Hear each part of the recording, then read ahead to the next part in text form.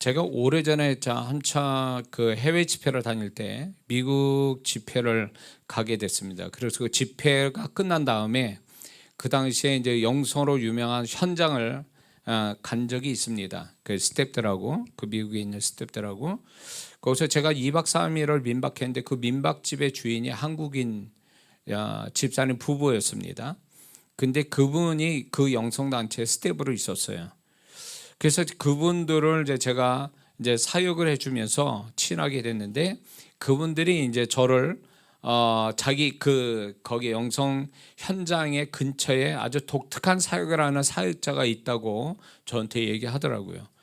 그래서 이제 제가 이 영성 집회 성령 사역하면서 별별 은사와 능력 받은 분들을 많이 봤지만 이런 분을 처음 봤어요. 그게 뭐냐면 그분은 사역을 받는 사람의 주변 사람 이름까지 알고 그 주변 사람의 이름을 알 뿐만 아니라 이 지금 사역받는 사람한테 좋은 사람인지 나쁜 사람인지를 가려내 준다는 거예요.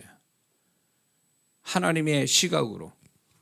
야, 이게 굉장히 독특하다 생각해서 제가 스텝 집사님 부부가 저를 도와준다고 그분을 소개시키러 간 거예요. 근데 아쉽게도 그분이 사업하신 분인데 다른 주에 사업차 갔기 때문에 만나지는 못했습니다.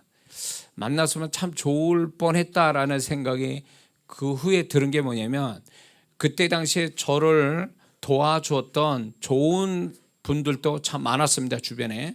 근데 제가 도와드리고 그리고 또 저를 통해 축복받은 분들이 저의 마음을 가슴 아프게 했던 분들도 있어 왔거든요. 그런 분들이 제가 그때 당시에는 몰랐죠.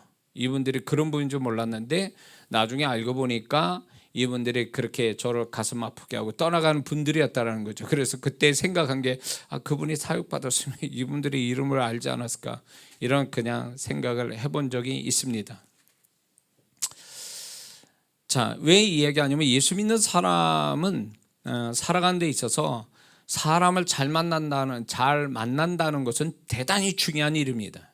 왜냐하면 믿는 자는 하나님으로부터 중요한 축복을 받고 살아야 되는데 그 축복의 아주 중심이 되고 핵심이 되는 중요한 축복이 뭐냐면 사람 축복이에요. 근데 그 사람 축복이 70%지, 저는 제 인생을 돌이켜 볼 때 한 7, 80%가 사람을 통해서 왔기 때문에 그렇습니다. 개인의 능력도 있겠지만 그 능력을 알아주고 또 세워주고 그리고 도움 주는 그런 사람이 와야 비로소 빛나는 거거든요. 근데 그거를 개인의 능력과 열심은 자기가 할 수 있지만 이거를 축복으로 완성시켜 가는데 고리와 같은 어떤 사람은 결국 주님이 만들어 주셔야 되는 거거든요. 그래서 믿는 자가 사람 축복은 반드시 따라야 되는데 저도 여기까지 오는데 결정적 역할을 해준 분들이 참 많아요. 좋은 뜻에서 저에게 축복을 해준 분들이 있습니다. 그래서 사람 축복은 반드시 있어야 되는데 사람 축복이 있으려면 사람에 대한 분별력을 먼저 믿는 자로서 반드시 분별력을 가지고 살아야 될 줄 믿습니다. 일반적으로 이 착하다는 성도분들이 다 사람들이 자기 같은 줄 알고 사람을 분별 못해서 나중에 큰 낭패와 손해를 보는 경우가 많습니다. 특히 착한 성도분들이요. 악한 자들은 벌써 자기가 악하니까 상대방도 악할 거다 생각하니까 벌써 계산하고 경계하고 이렇게 해서 그런데 잘 안 넘어가는데 착한 사람들은 다 자기 마음 같은 줄 알고 하다가 나중에 어려움 당하는 성도들을 제가 많이 듣게 되고 보게 됩니다. 그런가 하면 어떤 성도는 자신의 인격적인 문제 때문에 자기를 도와주려고 하나님 보낸 사람을 몰라보고 잘못 대해서 사람 축복을 놓치는 경우도 있습니다.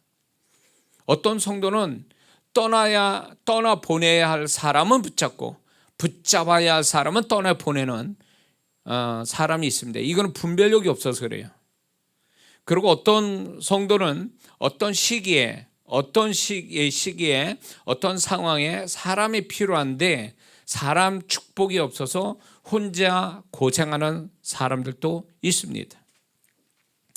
그리고 또 어떤 사람은 주변에 사람은 많지만 정작 자신이 필요할 때는 사람이 없는 사람들이 있습니다. 이거는 사람에 대한 분별력이 없을 뿐만 아니라 사람 축복이 없기 때문에 이런 문제가 생기는 거거든요. 이것에 대한 해답은 오늘 두 군데의 말씀을 통해서 주님이 우리에게 말씀해 주고 있습니다. 첫 번째는 믿는 자는 적어도 자신의 잘못된 인격으로 인해서 사람 축복을 놓치는 경우는 없어야 된다는 것입니다. 믿는 자는 갈수록 신앙생활할수록 주님으로 다듬어진 인격이 필요하다는 것입니다.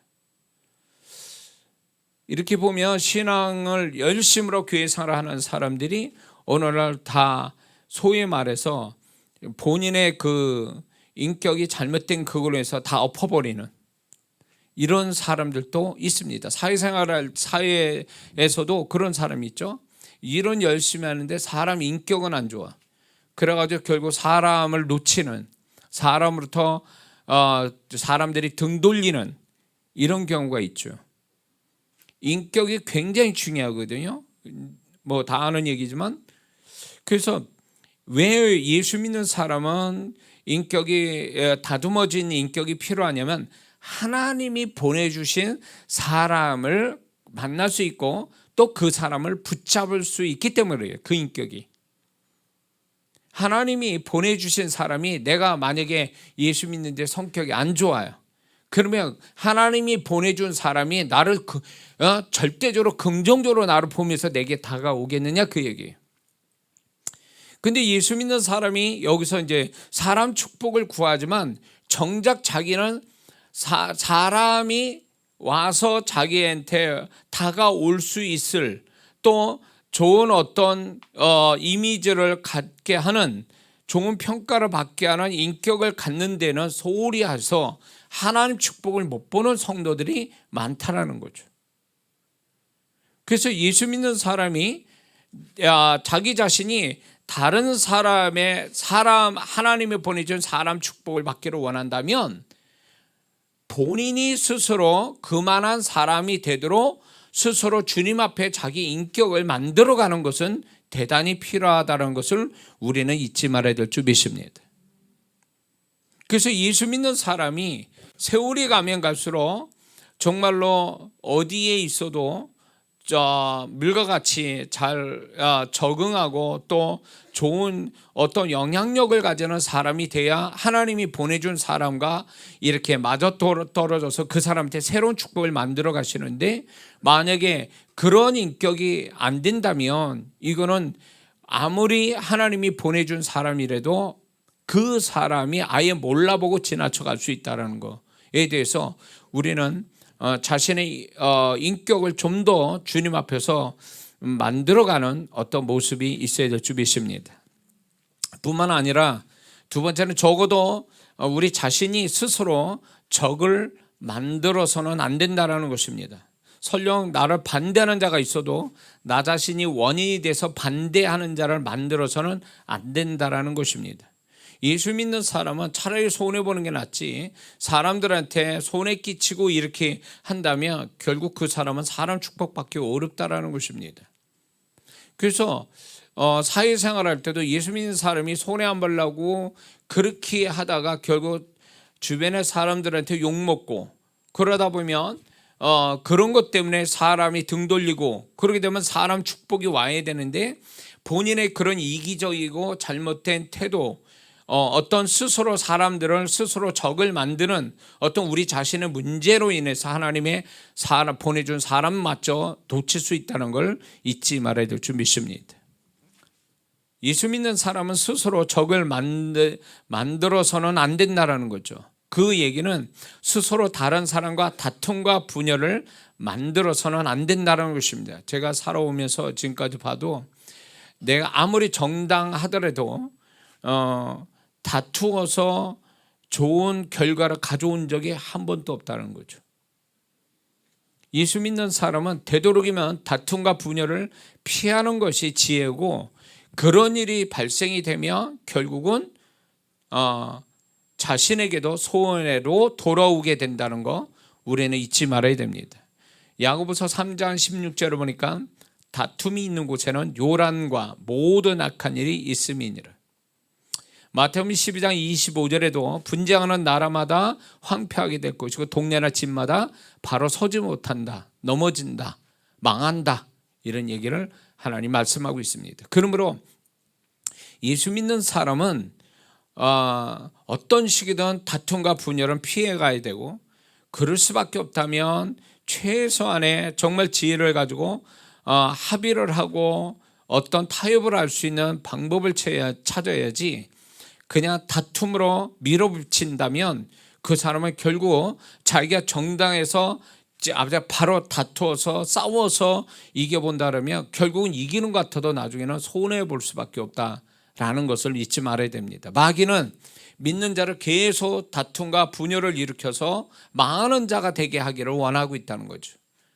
그래서 예수 믿는 사람은 어떻게든지 거기를 피해 다니는 것이 지혜지, 그걸 부딪혀서 자꾸 이렇게 싸워서 결과를 좋게 볼 수는 없다라는 것입니다.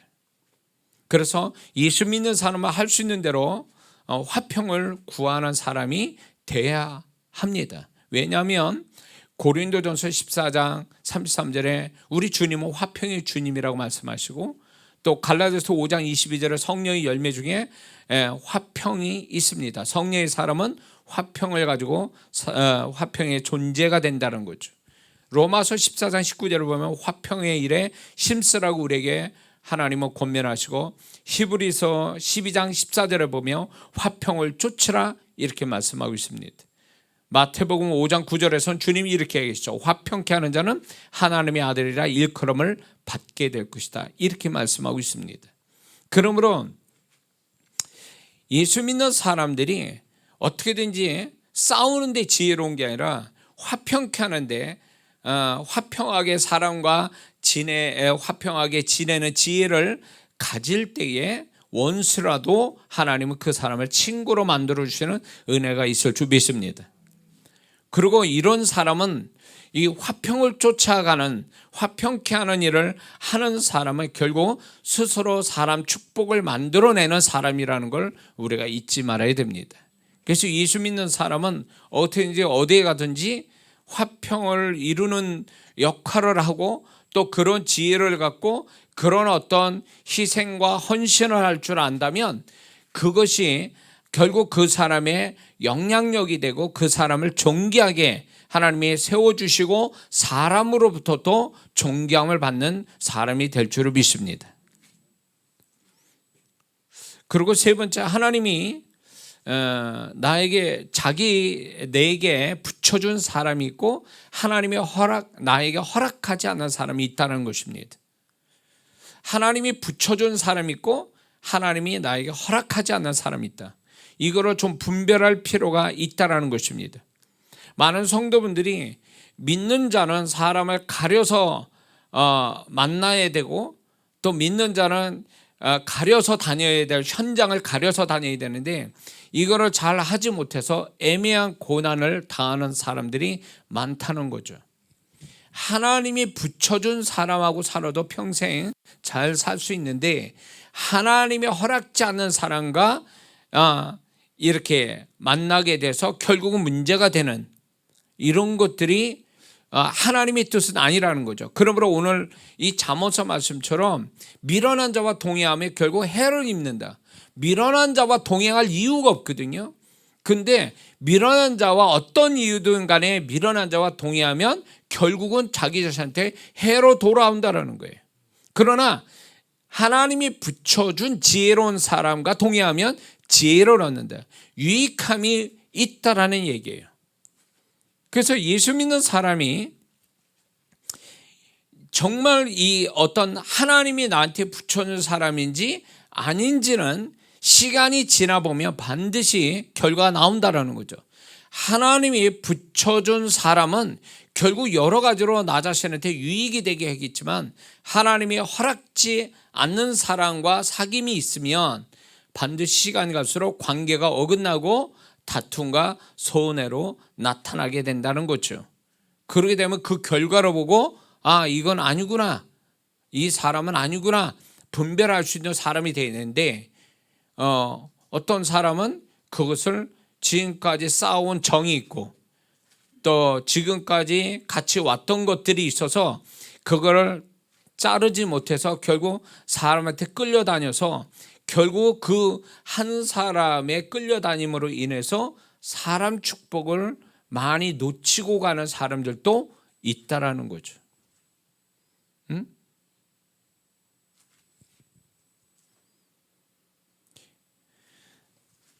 결국 저 사람이 좋냐 나쁘냐가 아니라 중요한 거는 믿는 자로서 저 사람이 하나님이 나한테 붙여준 사람이냐 아니냐. 하나님이 허락지 않는 사람과 내가 계속 사귐을 갖고 만남을 갖게 된다면 결국 그것은 하나님이 책임지는 게 아니라 결국 내가 그 결과는 내가 책임지게 돼 있거든요. 그래서 우리는 그런 어떤 사람과의 어떤 관계가 하나님이 허락됐냐 안 했냐, 하나님이 허락돼서 내게 붙여준 거냐 허락되지 않은 사람이냐, 이거부터 가려내야 비로소 사람 관계에 대한 하나님의 어떤 뜻이 우리가 분별되고 그걸 통해서 사람을 내가 계속 관계를 가져갈지 아니면 끊어야 될지를 알게 된다는 거죠. 많은 사람들이, 세상 사람들이 이런 게 있어요. 사람을 많이 모으려고 하는, 지금 SNS가 이게 너무 발달하다 보니까 이게 사람을 끌어모으는데 그게 재산이 되고 사람 모으는 게 그게 대단한 어떤 그게 권력이 되고 능력이 되고 축복이 복이 되고 이런 지금 그런 분위기로 가지 않습니까? 그러다 보니까 많은 사람들이 사람을 많이 모으는 데 열심을 내고 있어요. 그리고 사람 많이 모은 데다가 사람과 관계를 굉장히 피곤할 정도로 관계를 갖고 있거든요. 그 밑바닥이 뭐냐면 결국은 자기 유익을 위해서 그렇게 하는 거거든요. 자기 유익을 위해서. 근데 그게 유익이 아니라 나중에 가보면 피곤할 뿐이고 그걸로 해서 더 유익이 아니라 자기를 불행하게 만드는 원인이 거기도 있다라는 것입니다. 사람이 많아서 자기가 복이고 그게 행복한 줄 알지만 결국은 사람이 많다서 복이 아니라 그 사람의 덫에 걸리고 사람의 올매에 걸쳐서 결국은 자신을 불행하게 만든다는 것을 모르고 있다는 거죠. 사람이 많아서 복인 것 같습니까? 그렇지 않아요. 하나님의 사람들이 사람이 많아야 복이 있다는 말 얘기 안 하시거든요. 하나님이 보내준 사람 몇 사람이라도 있어도 평생 재미있게 잘 먹고 잘 살 수 있어요. 근데 많은 믿는 자들이 사람에 대한 두려움이 있는 거예요. 내가 이 사람 놓치면 내가 손해보지 않는가? 이 사람이 없으면 내가 잘못될 수도 있는데 이러면서 자기 사람에 대한 두려움이 계속 사람과 만남을 가지려고 하는 그쪽으로 흘러간다는 거죠. 그래서 사람에게 종로를 타는 거예요. 사람의 올무에 잡혀요. 사람의 올무에 잡힌 자를 망하게 돼 있거든요. 믿는 자는 주님과 말씀 외에는 잡혀서 종된 역할은 주님과 말씀 외에는 없어요. 믿는 자는요. 근데 세상에 살면서 믿는 자도 계속 세상 사람 풍조로 따라가는 중에 하나가 뭐냐면 사람이 많아야 되고 사람을 많이 만나야 내가 비로소 사는 것 같고 그리고 내가 손해 안 보고 외떨어져서 내가 외톨이가 되지 않을 거다라고 생각하면서 계속 사람을 만나고 싶지 않은 사람도 만나는 거예요. 내고 싶지 않은 동호회에 돈도 내야 되고 만나고 싶지 않은 데 가서 또 돈을 내야 되고 이런 식으로 살아가요. 시간을 써가면서 돈 써가면서 힘 써가면서. 그래서 결국 그 사람들이 자신에게 도움됐습니까? 그렇지 않아요. 그렇지 않다고. 피곤할 뿐이에요. 이게요, 하나님이 붙여준 사람이 피곤할 정도로 많다? 거짓말이에요. 그렇게 안 주세요, 하나님은요. 내 생활을 충분히 해낼 수 있고 그러면서 그런 가운데 하나님 붙여준 사람과 재미있게 살 수 있고 서로 도움을 주고받을 수 있는 그런 여유로운 그런 마음을 주시는 관계를 주시지 사람 때문에 막 이 사람 없으면 안 돼. 두려운 마음에 사람 만나야 되고 뭘 줘야 되고 기분 나쁜 데도 만나야 되고 뭘 해야 되고 막 이렇게 시간 쓰고 돈 쓰고 이렇게 하면서 사람 관련돼 피곤할 정도라는 것은 그건 하나님 뜻이 아니에요. 그건 종노릇 하고 있는 게 사람의 종노릇. 결국은 그게 하나님 뜻이 아니라는 거죠. 그러니까 하나님의 허락된 나에게 붙여준 사람과 그렇게 관계를 갖고 사귐을 갖는 것이 유익한데, 그렇지 않는 사람과 더불어 막 그냥 하나님의 허락지 않는 사람과 너무 관계를 갖다 보니까 결국은 그게 나한테 손해가 되어버리고 마는 거죠. 그래서 믿는 자는요, 사람 많은 게 복이 아니에요. 분별을 잘해야 된다는 거죠. 사람 많으면 어떻게 되는 줄 아세요? 고민이 또 많아져요. 다툼 또 생겨요. 문제가 많아져요. 그렇게 되면 그런 문제가 생긴다면 이렇게 생각해야 돼. 믿는 자, 이게 과연 하나님이 나에게 허락된 사람인가, 붙여준 사람인가 라는 것부터 생각을 해야 돼요. 그래서 아니다 싶으면, 하나님의 뜻이 아니다 싶으면 끊어야 되는 용기도 결단도 있어야 되는데, 아쉬워서 아니면 두려워서 아니면 뭔가 그 사람한테 더 도움받기 원해서 자꾸 하다가 정말 더 중요한 걸 잃어버리는, 인간관계 그렇게 해서 하나님이 주시는 자기의 좋은 것도 다 잃어버리는 그런 상황도 벌어질 수밖에 없는 거죠. 근데 이런 게 있어요. 만약 하나님이 허락하지 않는 사람이라고 분별은 됐으나 그 사람을 끊을 수 없는 이유가 있다면, 끊어낼 수 없는 이유가 있다면 관계에 있어서 정확하게 선을 그어야 된다는 거죠. 여기까지다, 이 사람은 여기까지다 이래야 되는데, 이걸 넘어가다 보니까 거기서 사고가 나는 거예요.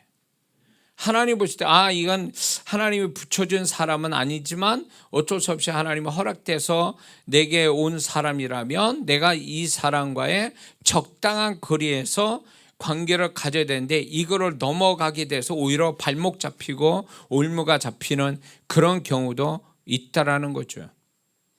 그래서 이런 게 있습니다. 하나님이 허락하지 않는 사람을 통해서 사단은 역사한다라는 거예요. 그래서 하나님이 허락지 않는 사람과의 어떤 관계 속에서 사단의 덫에 걸리지 않게 해서 적당한 선에서 관계를 유지하는 것이 지혜라는 거죠. 많은 성도분들이 내 마음 같아요. 착한 성도들이 그렇죠. 내 마음 같아서 어느 선까지가 딱 있어야 되는데 그 넘어가서 결국은 나중에 좋은 일하고도 나중에 욕먹고 손해보고 그러고 어려움을 겪는 경우도 있다라는 거. 그래서 예수 믿는 사람은 나에게 붙여준 사람인지 나에게 허락되지 않는 사람인지를 잘 가려서 관계를 갖는 것이 대단히 중요하다는 것을 우리는 잊지 말아야 될 줄 믿습니다. 네 번째는 우리가 살아가면서 내 주변의 모든 사람이 나 자신에게 긍정적 공감만을 하는 것은 결코 아닙니다. 여전히 이스라엘 백성이 가나안 땅을 정복했어도 여전히 소수의 7족속이 남아있듯이 나를 반대할, 또 공격할, 불편하게 할, 손해나게 할 가능성이 있는 사람들이 반드시 옆에 있을 수 있다는 것을 우리는 잊지 말아야 됩니다. 그래서 예수 믿는 사람, 하나님께서 우리의 삶을 이끌어 가실 때 나에게만 나를 좋게 봐주는 사람들 속에서 있으면 우리가 얼마나 좋겠습니까? 그러나 그런 것은 천국에 가서야 있지 이 땅에서는 그런 게 없어요. 그런 사람이 없다고. 그런 사람들 속에서만 사는 사람은 없어요. 누구나 다. 그래서 하나님도 믿는 자를 옆구리에 이렇게 원치 않고 불편한 사람들, 이런 사람들을 옆에다가 남아있는 7족속 같이 우리에게 붙여주시는 경우가 있어요. 그럴 때 우리는 어떻게 해야 되는가? 나를 반대하고 불편하게 하고 손해나게 할 가능성 있는 사람들이 옆에 있을 때에 우리는 어떻게 해야 되는가를 좀 생각해 볼 필요가 있습니다. 먼저 우리는 나를 반대할, 공격할, 불편하게 할, 손해나게 할 가능성 있는 사람들이 떠나가기를 기도를 해야 됩니다. 이런 사람이 있어서는 안 되니까 하나님 이런 사람이 떠나가게 해달라고 기도를 해야 돼요. 사람이 내 옆에서 정말 있어서 그 사람이 나를 손해나게 할 것 같으면 우리는 반드시 기도를 해야 됩니다. 기도를 해야 되는데 그 사람이 기도를 할 때 그 사람이 떠나가든가 아니면 내가 그 사람에게서 떠나가든가 그 사람이 떠나가든가 내가 그 사람에서 떠나가든가 이 두 가지를 기도하다 보면 하나님의 두 가지 중에 하나를 하나님이 또 응답하시는 경우가 있습니다. 어떤 직장 상사가 있었는데 이 친구가 믿는 자인데 직장에서 그 상사가 믿는다라는 것 때문에 굉장히 괴로움을 당하고 불이익을 당하고 있어서 이걸 가지고 하나님께 기도한 거예요. 그래가지고 뭐 섬겨보기도 하고 사랑으로 섬기고 막 그랬는데도 안 되는 거예요.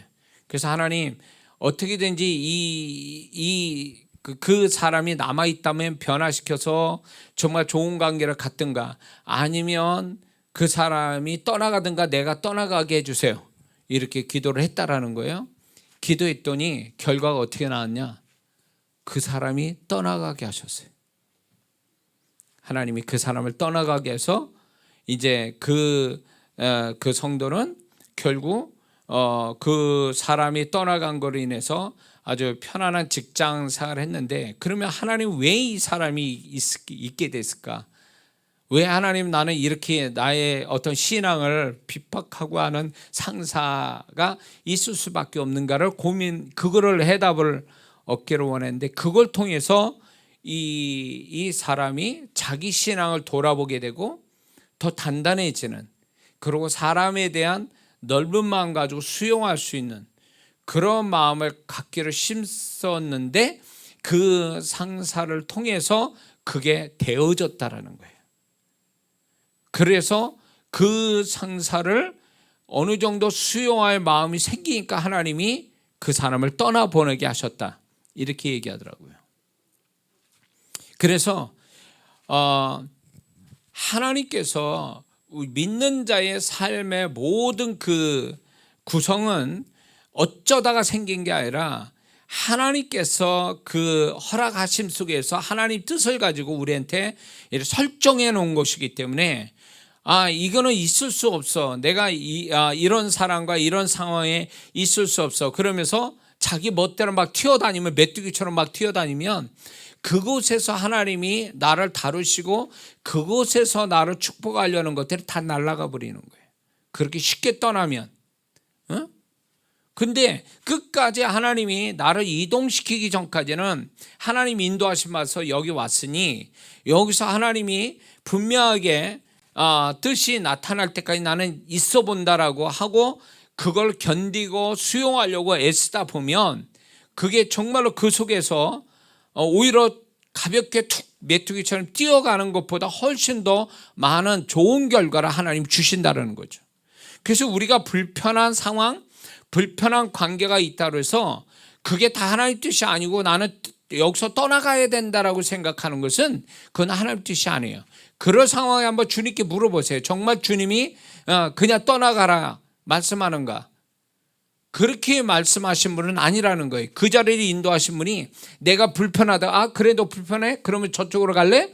라고 해서 그렇게 가게 하시지 않는다라는 거예요. 만약에 하나님이 그 사람이 인도하시면서 왔는데 불편하다고 생각이 되어진다면 떠나보내려고 작정하셨다면 떠날 수밖에 없는 상황과 떠나는 그 다음에 떠나서 다음 있어야 될 현장을 두 가지를 다 계시해 주신다는 거죠. 이게 없으면 떠날 때가 아니라는 거예요.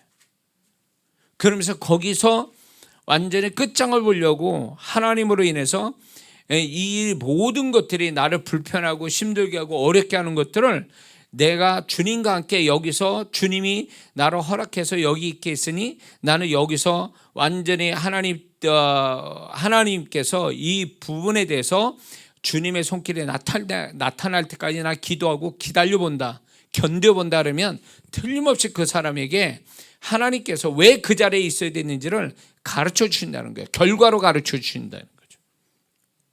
그리고 그 사람의 기도를 반드시 응답해 주신다는 거예요. 근데 튀어가서 메뚜기처럼 다는데 가볍게 툭 튀어나간다면 하나님이 그곳에서 있는 하나님의 계획들이 다 깨져버린다는 거죠. 예수 믿는 사람이 편한 쪽으로 흘러간다고 해서 그게 하나님 뜻이 아니라는 거예요. 다 편한 쪽으로만 흘러간다고 그래서 분명히 하나님이 우리에게 허락된 어려운 상황들이 있을 텐데 하나님이 떠나라는 사인이 없으면 거기서 끝장을 봐야 되는 것이 그것이 그 사람한테 유익이고 그게 축복이 된다는 겁니다. 응? 무슨 말인지 이해가 되시죠? 그래서 하나님이 나를 불편하게 하는 사람이 떠나가든가 아니면 내가 그 자리를 그 사람과 내가 떠나가든가 그게 아니면 하나님이 거기에서 머물라고 하셨기 때문에 그 모든 걸 수용하는 태도가 굉장히 중요하다는 거죠. 그래야 하나님이 그 사람이 머물게 하는 하나님의 계획이 진행될 수 있다는 거예요. 근데 계속 남아가지고 불평하고 원망하고 그러면서 게으르고 그 상황에 게으르고 이렇게 되면 하나님이 그 사람을 향한 원래 가지신 계획이 이루어질 수 없다는 거죠. 그러니까 예수 믿는 사람이 뭔가 이렇게 자기의 처해진 상황에 대해서 상황이든 사람이든 간에 하나님이 그 사람들이 떠나가든가 상황을 내가 떠나가게 하든가 그게 아니면 거기서 머물러서 너는 내 뜻을 이루라. 거기에 머물러서 내가 너한테 줄 메시지와 축복을 이 자리에서 경험하라고 메시지를 전하고 있는데 만약에 그런 것들이 나타나지 않으면 끝까지 견뎌서 결과가 있을 때까지 견뎌봐야 되는 것이 하나님의 뜻이라는 걸 잊지 말아야 될 줄 믿습니다.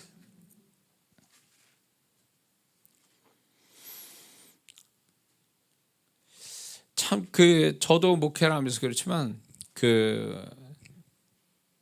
저는 이렇게 사역하는 거 막 영혼들 성령의 어떤 능력 가지고 주님의 통로자로서 사역하는 건 그렇게 힘들다고 생각 안 해요. 근데 정말 힘든 건 사람 관계가 힘든 것 같아요. 사람 관계. 아마 믿는 자들 세상에 살 때 돈 버는 건 괜찮아요. 일을 하면서 돈 버는 건 괜찮아요. 사람 관계가 힘들 거예요. 그래서 예수 믿는 사람이 사람 관계에 대한 분명한 하나님으로부터의 분별력을 받지 못하면 사람 때문에 다 어렵고 힘들고 손해보고 그게 분별이 안 되면 사람 축복을 받고 살아야 될 믿는 자가 사람으로 시달리고 손해보면서 살아갈 수도 있다라는 거죠. 그래서 믿는 자는 돈을 버는 거 좋습니다. 그런데 그것만큼 중요한 게 뭐냐면 내가 사람에 대해서 어떻게 할 거냐. 나하고 주변에 관계된 사람에 대한 어떤 분별력을 어떻게 가질 거냐. 이게 더 중요한 문제라는 거죠. 그래서 그 얘기를 하는 거예요, 지금. 무조건 나하고 불편한 사람이 있어서 그 자리를 떠나가거나 그 사람과 계속 다툼과 분열을 일으키면서 있는 것은 절대로 하나님 뜻이 아니라는 거죠. 그분이 분명히 여기에서 머물게 할 때 문제가 있는, 자 보세요. 이스라엘 백성이 가나안 땅 들어갈 때 거기가 허우벌판이었습니까? 거기가 완전히 에덴 땅이었냐고. 7족속이 있었잖아요. 이 7족속과 치열하게 싸워서 이겼잖아요. 이겼는데도 땅을 분배받는데도 여전히 7족속은 남아 있었잖아요. 그게 우리 현실이에요. 우리가 주님과 함께 더불어 살면서 주님의 손길을 보지만 우리가 처해진 어떤 발바닥을 밟는 땅이 천국이 아니란 말이죠. 가나안 땅 7족속이 머무는 땅과 같은 데로 우리는 살아가고 있는 거거든요. 거기에서 하나님과 더불어 우리가 승리하는 법을 배우고 나에게 허락하신 축복을 내가 받아 누리고 사는 사람이 되기를 원하시기 때문에 그러려면 그 중에 하나가 뭐냐면 우리는 반드시 사람 관계에 대한 성공이 있어야 된다는 거죠. 사람 관계에 대한 어떤 신앙적인 하나님의 시각으로의 분별력을 가지고 사는 것, 이게 대단히 중요하다는 거죠. 무조건 저 사람이 터무니없이 나를 괴롭히니까 욕하고 다투고, 그게 세상은 정상적이라고 보지만 믿는 자는 그렇게 하면 오히려 그 사람에게 당하는 손해뿐만 아니라 그걸로 인해서 하나님이 나를 향하신 계획과 축복이 다 스톱이 된다는 거예요. 그래서 더 큰 손해를 보게 된다는 거죠.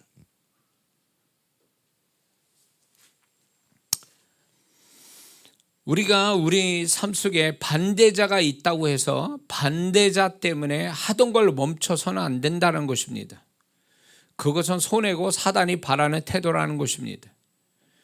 믿는 자가 이렇게 살다 보면 사람 관계에서 이렇게 얽매이다 보니까 그 사람 때문에 내가 하던 거를 막 멈출 수밖에 없는, 멈추게 하는 그런 상황이 온다 해서 분명 나는 이거를 진행시켜야 되는데 내가 사람 때문에 진행을 못한다 그러면 이건 하나님 뜻이 절대 아니라는 거예요. 반대자가 있어도 내 할 일은 계속 해야 된다는 거예요. 그게 하나님 뜻이에요.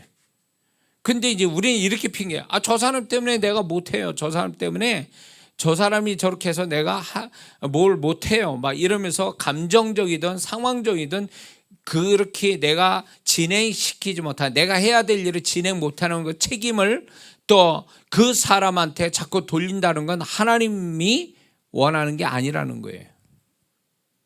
응? 사람 탓하는 거, 그거는 결국 사람 탓해서 내가 해야 될 것, 하나님이 원하는 것들을 하지 못한다는 것은 그거는 하나님 뜻이 아니라는 거예요. 결국 하나님이 결국 그런 사람에게 칭찬할 수 없다라는 거죠.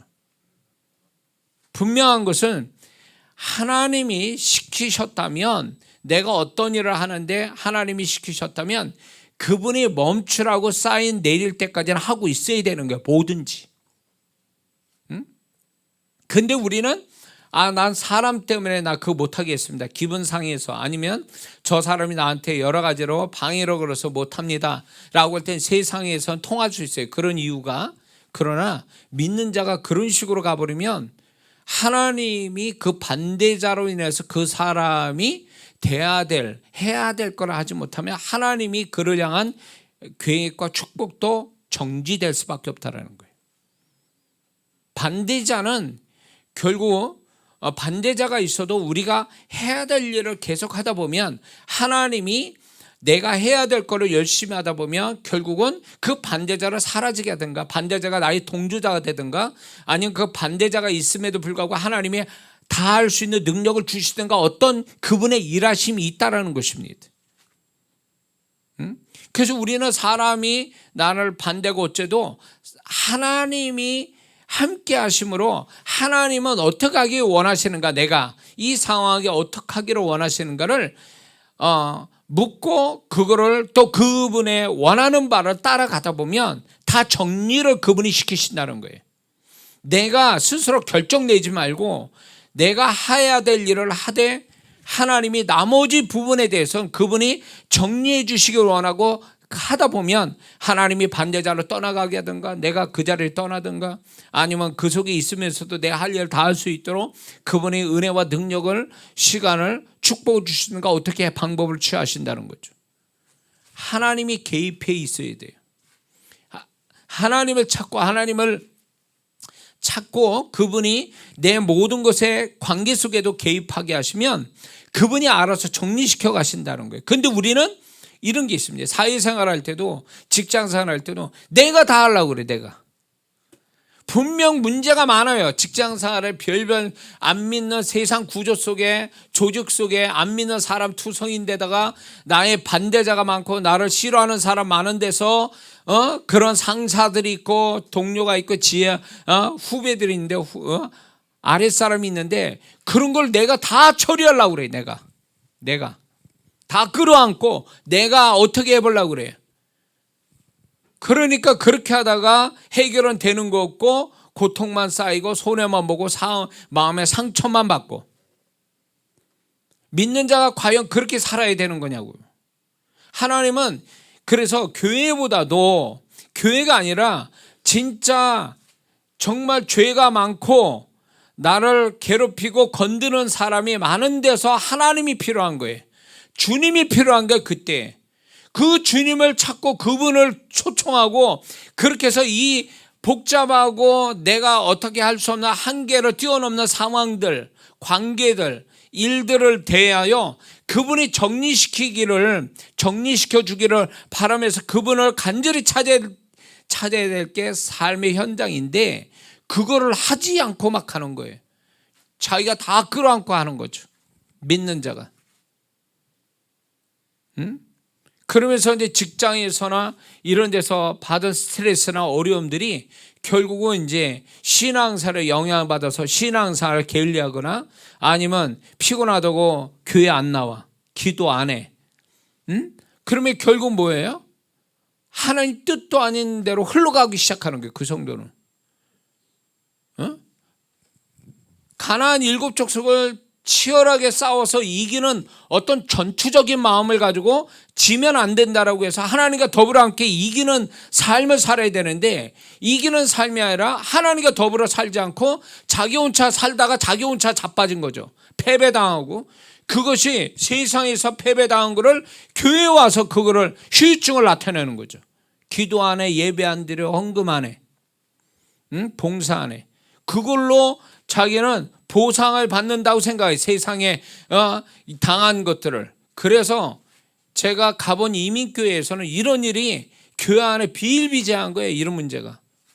교회가 은혜스럽고 막 힐링이 되는 교회가 아니라 살벌한 거예요. 성도들이 그 스트레스 받고 교회로 와버리니까 사람들이 다 예민해져 있어가지고 좀만 뭔 일이 있으면 교회가 우장창창 깨지는 소리가 나는 거예요. 세상에 나와서는 그렇게 하지도 못한 사람들이 그 스트레스를 교회 와서 그런 식으로 푸는 거예요. 그러니까 교회가 막 은혜가 안 되고 막 살벌한 거예요. 조금 뭐 있으면 모였다면 사고가 생겨. 모였다면 누가 뭐 상처받고 누가 뭐 다툼이 일어버리고. 교회가 그래야 되냐고. 이거는 근본적인 문제가 뭐냐면 직장생활 세상에 사는데 힘들어서가 아니라 그 속에서 하나님과 더불어 사는 삶이 없기 때문에 이 지경이 돼버린 거예요. 왜 그걸 가지고 와서 신앙생활에 대해 여파가 후유증이 오고 교회 생활에 그걸 스트레스를 교회 와서 푸냐고. 여기 그런 사람 없으니까 마음 놓고 얘기하는 거예요. 한인교회 가서 얘기하면 막 아직 시험 들었다고 교회 안 나온 사람들이 태반이거든. 거기서는 또 제가 간 교회에서는 그랬어요. 이게 일이 힘들어서가 아니에요. 예수 믿는 사람은요, 세상 사람은 어떻게 먹고 살아야 되니까 아주 투쟁적으로 전투적으로 살아갑니다. 믿는 자는요, 하나님과 더불어 이기는 삶을 살기 위해서, 하나님과 더불어 이기는 삶을 갖기 위해서 사는 거거든요. 근데 그런 하나님과 더불어 살아가는 삶을 통해서 삶의 현장, 치열한 삶의 현장에서 주님이 이렇게 역사하시는구나. 내가 이 고민을 가지고 기도하고 주님께 맡겼더니 주님이 이렇게 역사하는구나. 이러면서 삶의 현장에서 간증이 나오고 그 속에서 하나님의 임재를 경험하고 그분의 손길을 경험하면서 힘을 받아서 더 이기는 직장생활 세상살이가 돼야 되는데, 이런 걸 하지 않은 상태에서 막 스트레스 받고 상처받고 이런 거를 이제 결국은 교회 아니면 신앙생활에 후유증을 자꾸 나타내는 거죠. 교회 와서도 제대로 교회 생활 못하고. 그러면 하나님이 그런 어떤 변명을, 그런 태도를 주님이 인정해 주실까요? 인정받지 못합니다. 그러니까 이게 악순환이 되는 거예요. 그러니까 나중에는 어떻게 되냐, 주일 낮 예배 드리는 것조차도 힘들어해. 그 지경이 되면 이제 끝난 거지. 이거는 결국 내 자신의 삶에 반대자가 많고 안 좋은 상황이 많아서가 문제가 아니에요. 근본적인 문제는 그게 아니라 그 속에서도 전투적으로 그분과 함께 살아서 이겨보려고 하는 그런 신앙이 안 돼 있기 때문에 여기서부터 문제가 시작된 거예요. 여기서부터. 그거를 왜 하나님이 안 도와주시냐고 그래요. 자기가 주님과 함께 더불어 이겨보려고, 그래 내 기도대로 하나님이 나와 함께 이 모든 문제를 풀어간다라는 그분과 동역하는 삶이 되어져야 되는데 그렇게 살지를 않으니까, 그러니까 맨날 당하는 입장에서만 있는 거예요. 자기가 사장 아닌 이상에 사장 또 스트레스 받죠. 경영하는데. 사장도 마찬가지예요. 근데 내가 살아가면서 그 스트레스 받게 하는 그 모든 것들이 없어져야 나는 정말 잘할 것 같습니까? 신앙생활? 우리는 그런 속에서 나를 스트레스 받게 하고 힘들게 하는 것들이 많은데 그런 걸 피해가서 답이 나오냐고. 피한다고 될 것 같습니까? 그런 속에서 그러면 패배당하면서 사는 것도 맞는 거냐고. 그것도 아니에요. 응? 주님은 그러기 원치 않죠.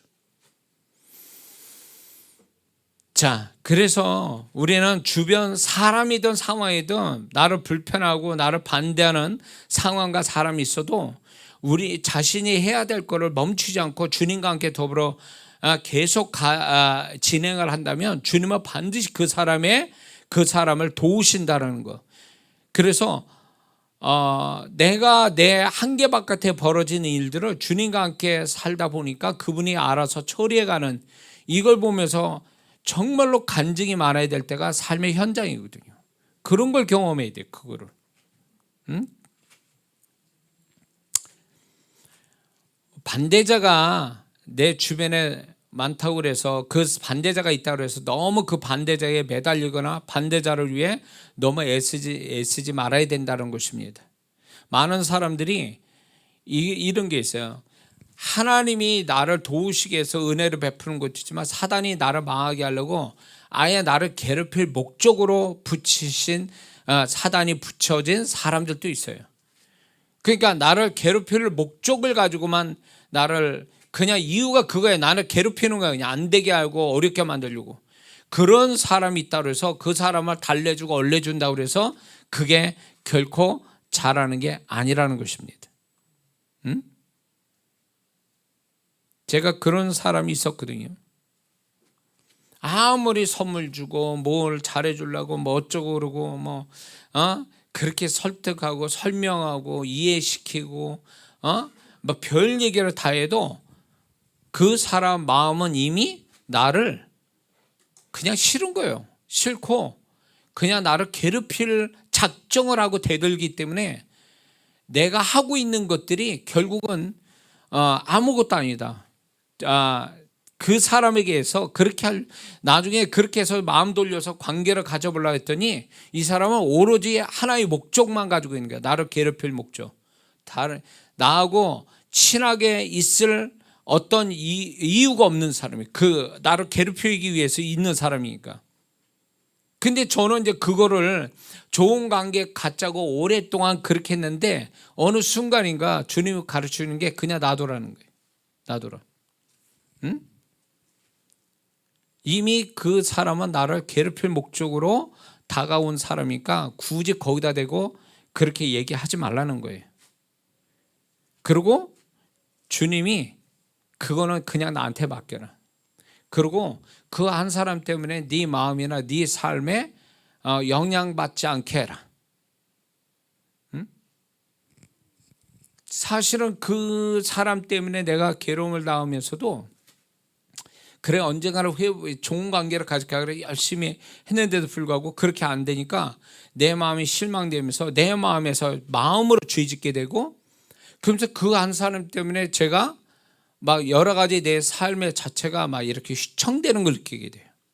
영향을 받아서. 그런데 주님은 그러지 말라라는 거예요. 그냥 놔두라는 거예요. 놔두라고. 정말 그랬더니 하나님이 나중에 그냥 그래 놔둬버리자. 그리고 축복해주고 기도로 축복해줘 놔뒀더니 정말 나중에는 나에게 그렇게 할 수 없게 하나님의 나를 세워주시는 은혜를 나중에 받게 됐거든요. 저를 세워주니까 더 이상 그 사람은 나한테 그럴 명분이 없어진 거죠. 그렇게 해결해 주시더라고요. 응? 그래서 여러분들이 주변에 반대자가 있다 그래서 여러분이 하던 거 멈추거나 또 그런 사람한테 매달려서 내 어떤 마음이나 신앙이나 삶이 휘청되는 일이 없어야 된다는 거예요. 그거는 어리석고 하나님의 뜻도 아니라는 거 우리가 잊지 말아야 될 줄 믿습니다. 반대자를 두려워해서도 안 됩니다. 왜냐하면 그 두려워하는 마음을 가지면 사단이 바라는 바가 그 두려움이거든요. 우리가 사람에 대한 두려움을 갖게 하는 거. 그리고 또 왜 반대자를 두려워하지 말아야 되냐면 하나님의 허락하심이 속에 있기 때문에 두려워하지 말아야 된다는 거예요. 왜냐하면 하나님이 이 사람을 치우려면 얼마든지 치울 수 있고 나를 떠나보려면 떠나보낼 수도 있으니까 하나님이 주권에 있기 때문에 반대자에 대해서 우리는 두려워해서는 안 된다는 것입니다. 그리고 반대자가 있다 해서 혼자라고 생각하거나 불행하다고 생각하지도 말아야 된다는 거죠. 그건 느낌일 뿐이라는 것입니다. 그리고 반대자가 없어야만이 정상이다? 아니요. 우리의 삶은 끊임없이 반대자가 있을 수밖에 없고 그 반대자가 있음으로 해서 우리는 경각심을 갖고 긴장하고 더 주님을 찾고 주님을 의지하는 신앙이 그 반대자가 있기 때문에 생기는 거거든요. 그렇기 때문에 반대자가 있다고 해서 이상하다, 하나님 인도하심이 아닌가 보다, 이렇게 해석해서는 안 된다는 얘기예요.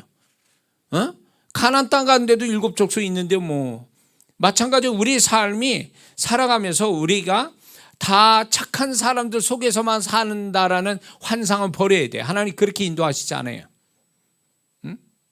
우리에게 반대자가 있고 반대적 상황들이 있을 것인데 그 속에서 그래 이거는 당연한 거야, 감당할 만하니까 하나님이 내게 허락하신 거야, 그리고 여기에 내 편은 또 있을 거야 라는 믿음을 가지고 우리가 그 상황을 대해야 될 줄 믿습니다. 자, 또한 반대자의 사람이 내 편보다 많거나 내 편보다 더 강해서 나를 괴롭히고 손해나게 할 것이라고 생각해서도 안 된다는 것입니다. 반대자가 많다고 해서 그 반대자 때문에 내가 엄청 손해보고 그래서 나는 그 반대자를 이길 수 없을 거다라고 생각하는 생각을 우리는 버려야 된다는 것입니다. 그리고 반대자가 많다, 내 편보다 반대자가 많다라고 생각하는 것은 착각이라는 거예요. 왜 그런 줄 아세요? 주님께서 오늘 이 본문의 말씀에 너희를 반대하지 않는 자는 다 너희를 위하는 자다라고 그랬습니다. 그러면 우리가 사람을 좀 분석을 해보면, 내 주변의 사람 분석해 볼 때 세 종류로 분석할 수 있어요. 세 종류가 있습니다. 적극적으로 나를 반대하는 자, 그 다음에 적극적으로 나를 찬성해 주는 사람, 그러면 중간에 뭐가 있습니까? 중간 입장, 침묵하는 자들이 있어요. 근데 주님의 말씀은 너를 반대하지 않는 자 빼고 나머지는 다 네 편이라고 그랬으니까 중간에 입장에 있는 사람 또 내 편이라는 거예요. 침묵하는 자, 나한테 어떤 내가 당신을 찬송합니다, 나는 당신을 도와줍니다라고 말하지 않는 그 중간 입장에 있는 침묵하는 자, 이 사람들이 결국 하나님이 내 편이라고 얘기해 주시는 거예요. 근데 우리는 중간에 있는 사람을 내 편으로 보는 게 아니라 반대편에 있는 자라고 생각할 때가 있어요.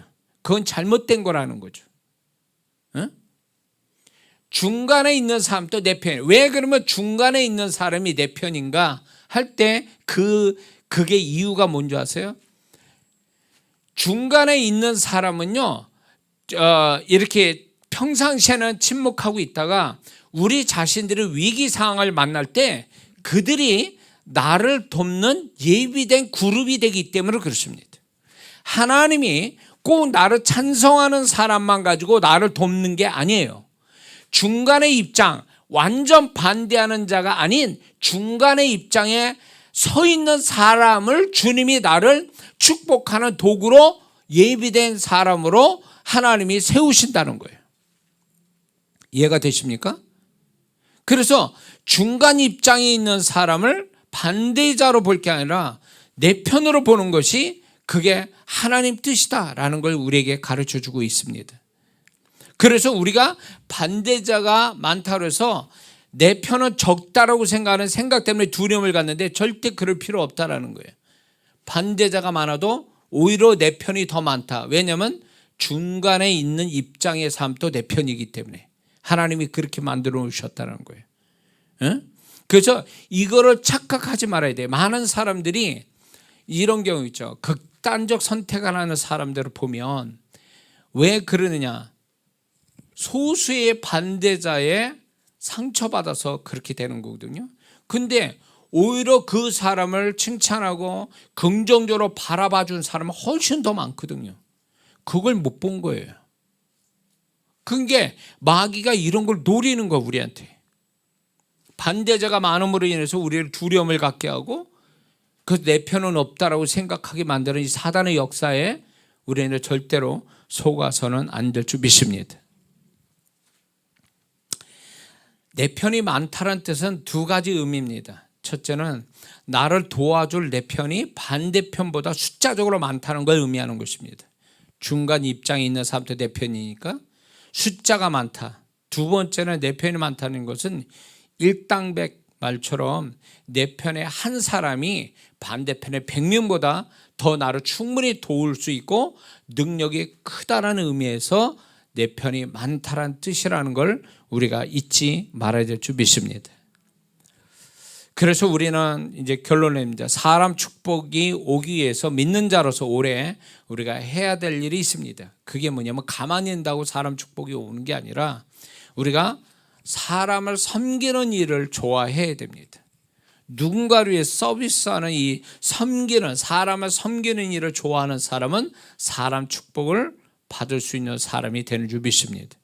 그리고 다른 사람을 축복하는 일에 열심을 내야 됩니다. 축복해 주는 일. 기도로 축복해 주는가 무엇으로 하든 다른 사람을 축복해 주는 사람이 사람 축복을 받게 될 줄을 믿습니다.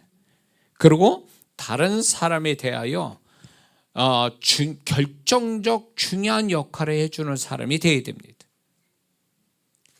어떤 사람에 대해서 그 사람이 뭔가 위기나 어려움 당할 때 내가 중요한 역할을 해준다면 그 사람은 충분히 사람 축복을 받는 사람이 될 수 있다는 걸 잊지 말아야 될 줄 믿습니다.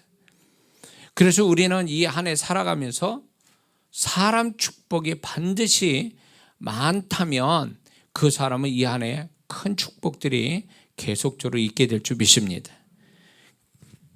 하나님은 반드시 그 사람에게 사람 축복을 주시기 위해서 하나님이 사람 섬기는 일을 할 뿐만 아니라 반대자를 통해서도 하나님이 반대자 때문에 사람 축복을 주실 수 있는 그런 하나님이라는 걸 잊지 말아야 됩니다. 반대자가 있다 해서 그 사람이 다 나를 망하게 하는 게 아니라 그 사람 때문에 하나님이 그 사람을 잘 감당하고 수용함으로 인해서 새로운 하나님의 사람의 축복을 주시는 계기가 거기에 있다는 걸 잊지 말기를 바랍니다.